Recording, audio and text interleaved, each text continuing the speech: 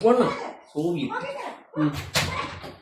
නැතුව නිකන් ගිහිල්ලා හාලිකට දැහැට ඡන්දෙ දීලා ලුණු පැකට් එකකට ගිහිල්ලා ඉච්චට එකක් කියනවා අපි අහන ප්‍රශ්නයක් තිබුණා අපි අහනවා දැන් අහන්නේ කෙලින් එක්සත් ජාතික පක්ෂයේ ශ්‍රී ලංකා නිදහස් පක්ෂයයි නිර්මාණ වුණේ දවසයි කොහේදයි කොතනදයි කියන එතෙන්දිද මම ඕගොල්ලෝගේ පොද ඕගොල්ලෝගේ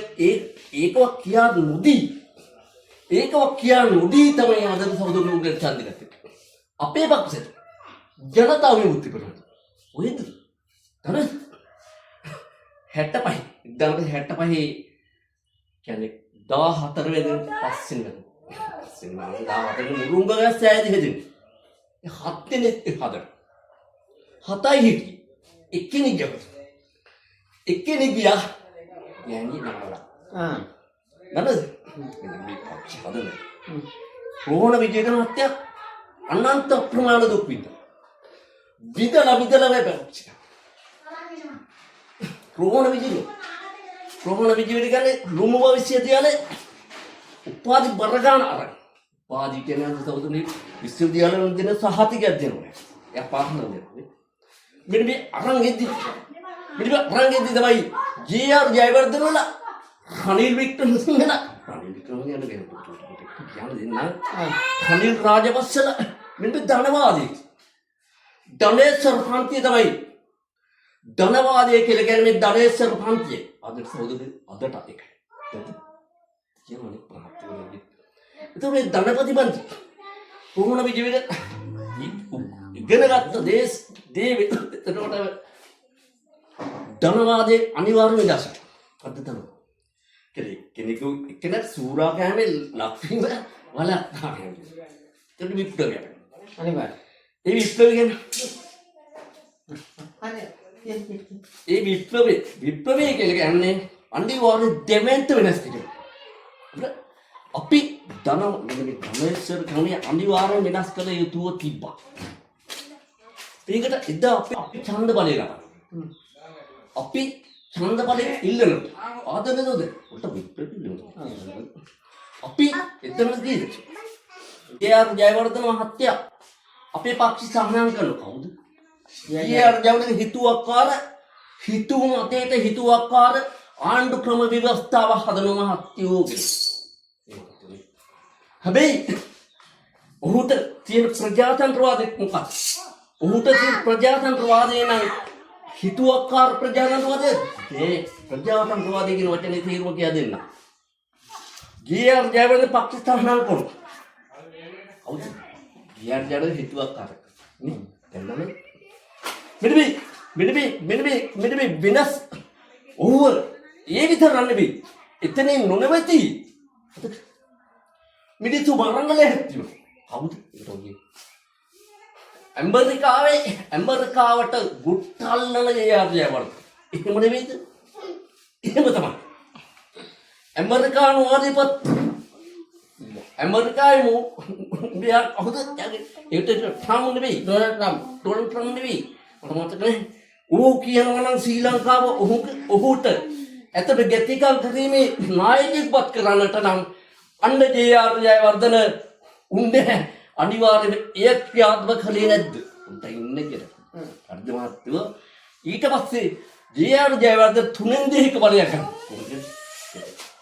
හරිද තුනෙන් දෙකක බලය අරගෙන තුනෙන් දෙක බලය ගැන කියලා දෙන්න හරි තුනෙන් දෙකක බලය ගන්න අපි හිතමු සරල උදාහරණයක් හැටියට අතට අපි තුන් දෙනෙක් ඉන්නෝ කියමු අපි ජේ.ආර්. ජයවර්ධන ආණ්ඩු ක්‍රම ව්‍යවස්ථාව හදන්නේ පාර්ලිමේන්තු එකේ උට හිතුවක්කාර විදිහට ඇමරිකාවේ CIA එක උට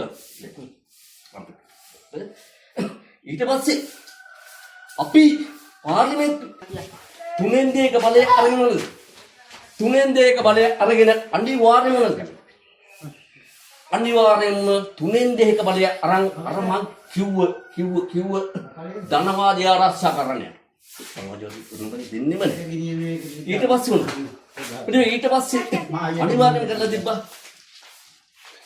මෙන්න මේ තුනෙන් දෙක බලය ගත්තට පස්සේ ජේ.ආර්. ජයවර්ධන ගන්නවා නේ UNP එක එකතු වෙලා අරගෙන මෙන්න මේ රටේ ඇත්ත කතන්දරයට නිර්මාණය. දැන් හරවද? බුලුහන්නේ අහන්න ඊට පස්සේ පක්ෂ තහනම් කරනවා. දේශපාලන පක්ෂයක් තහනම් කිරීමේ අයිතිය නැහැ ජේ.ආර්. ජයවර්ධන 3න් 2ක බලය අරගෙන පාවිච්චි කරනවා. එමනම් ජනතා විමුක්ති පෙරමුණ අනිවාර්යයෙන්ම පක්ෂ තහනම් කරනවා. තහනම් කරනවද? තහනම් කළා කියනවා ගෙද.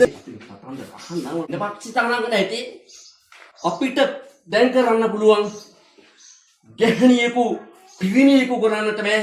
පිරිමියෙක් ගහන කරගන්න බෑ කියලා. එහෙනම් අපේ ලියාපදිංචි පක්ෂ තහනම් කළා අපිට ගෙදර ඉන්න දෙන්නේ නැහැ. මොකද්ද වෙන්නේ? ගෙදර ඉන්නත් කෙලේ ඉන්නත් බෑ. මෙන්න මේක තමයි උගල. එතකොට ජනතා විමුක්ති පෙරමුණට හැංගෙන්න වෙන්නේ නැද්ද? ගෙදර ඉන්න දෙන්නේ නැහැ. කෙලේ ඉන්න දෙන්නේ ජේ.ආර්. ජයවර්ධන උන්හැගේ විවස්ථාව. නේ මේක ආණ්ඩු ක්‍රම ව්‍යවස්ථාවක්ද? නෑ. ඊට පස්සේ තමයි ජනතා විමුක්ති පෙරමුණේ සියලුම සමාජිකයට හැංගෙන්න සිද්ධ වෙනවා. ඒ නොවේද වෙන්නේ? හිතන්න මෙන්න මේ ජේ.ආර්. හිතුවක්කාර ආණ්ඩු ක්‍රම ව්‍යවස්ථාව. නේ ඒ UNP එකේ එකතු කරගත්තේ. මේ හිතුවක්කාර ආණ්ඩු ක්‍රම ව්‍යවස්ථාව තුල තමයි මිනිස්සු කැලේ පැන්නේ. නේ කැලේ පනින්න නැතුව මොනවද කරන්නේ? එකක් කියාද? ඒ හිතුවක්කාර ව්‍යවස්ථාව තුල තියෙනවා ආණ්ඩු ක්‍රම ව්‍යවස්ථාව කියලා කියන ආදර්ශ සහෝදරවරුනි රටේ පිළිගන්න මූලික නීතිය. ඒක පොතක් තියෙනවා. ආණ්ඩු ක්‍රම ව්‍යවස්ථාව කියන්නේ රටේ සමස්ත ජනතාව පිළිගන්න නීතිය. හැබැයි ඒක ජේ.ආර්. නීතිය මන් දන්නේ. මිනිමරණ නීතියද කියලා දන්නේ. ඊට පස්සේ ගේන වගකීමෙන් ආරක්ෂා කිරීම පනතක් ගේනවා ආදර්ශ සහෝදරවරු. මොකද්ද වගකීමෙන් ආරක්ෂා කිරීම පනත? දන්නවද? කියලා. මොකද්ද වගකීමෙන් ආරක්ෂා කිරීම පනත? මොකද්ද කියන්නේ? කිව්වොත් වගකීමෙන් ආරක්ෂා කිරීම කියන්නේ ආදර්ශ සහෝදරයෝ ඔයා හමුදාවෙන් අරන් යනවා. පොලිසියෙන් අරන් යනවා ආදර්ශ සහෝදරයෝ. හැබැයි පොලිසියට පැමිණිල්ලක් දාන්න. පොලිසියට කිසිම දෙයක් කියන්නේ. වගකීමෙන් ආරක්ෂා කිරීම පනත කියනවා ජේ.ආර්. ජයවර්ධන. කියනවා කියන්නේ මොකද්ද? ඊට පස්සේ තමයි තමන් විසින් තමන් ආරක්ෂා විය යුතුයි. අද සෝදේ පොඩ්ඩින් තමන් ඔයා විසින් ඔයා ආරක්ෂා කරන්න. ආණ්ඩුව පොලිසිය ලැහැත්ති නෑ. ඔයාව ආරක්ෂා වෙන්න. මේ ආරක්ෂා කරන පොලිසිය හමුදාවක් තියෙන්නේ බෑනේ. මිනිස්සු ආරක්ෂා කරන. මෙන්න බෙයක් ඉවත් කරන ආණ්ඩු ක්‍රම ව්‍යවස්ථාව. හවුද? 3න් 2ක බලය. ඒ මනත් දෙයකට. එතකොට එතනද ප්‍රජාතන්ත්‍රය. ප්‍රජාතන්ත්‍රය දකින්න පුළුවන්. එතකොට ඔහු ජේ.ආර්. ජයවර්ධනගේ ආණ්ඩු ක්‍රම ව්‍යවස්ථාවේ තමයි මෙන්න සියලු කැරලි නිර්මාණය වෙන්නේ.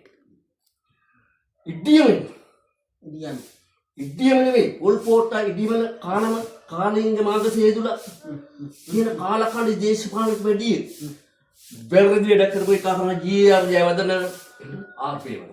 මොකද තමන්ගේ පැලැන්තිය රැකගෙන තමන්ගේ වස්තුව රැකගෙන අපිට අද නෙමෙයි.